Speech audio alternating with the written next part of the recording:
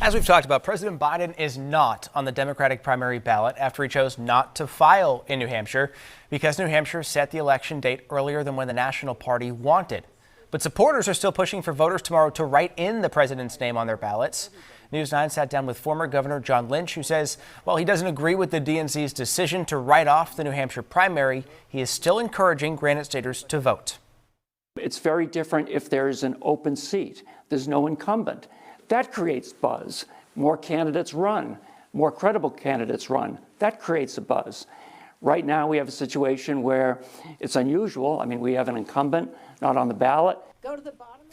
Governor Lynch and other Democrats are trying to help voters understand how to write in President Biden and trying to convince independent voters to pull the Democratic ballot. Now, tonight there is this new wrinkle in what you could call the usual campaign buzz when it comes to all of this. That's right. The Attorney General's office is now investigating what appears to be an automated campaign call using an AI voice that is designed to sound like President Biden, encouraging them not to vote in tomorrow's primary. Hannah Cotter is joining us live now from Concord, where this appears to be targeting the group behind the Biden writing campaign. Hannah.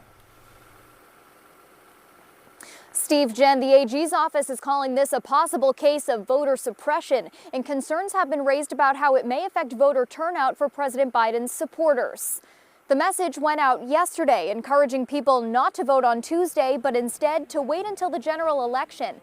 Officials say it falsely appears to come from a political committee supporting the write-in Biden campaign, going as far as using former New Hampshire Democratic Party Chair Kathy Sullivan's phone number. The AG's office says this appears to be an unlawful attempt to disrupt the New Hampshire primary. They're encouraging anyone who received the call to disregard the message and to notify authorities. Take a listen.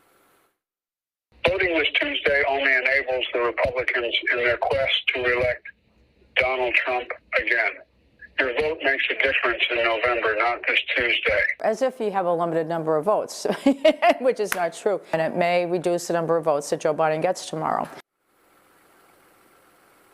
And a cybersecurity expert I spoke with earlier said that particular message has a few telltale signs. The words don't sound just right. There are a few unnatural pauses. He says those are typical in computer-generated messages. The White House says it's aware of the robocalls. What they have to say about it coming up in the next half hour. We're live in Concord. Hannah Cotter, WMUR News 9. All right, Hannah, thank you. Okay, we'll be right back.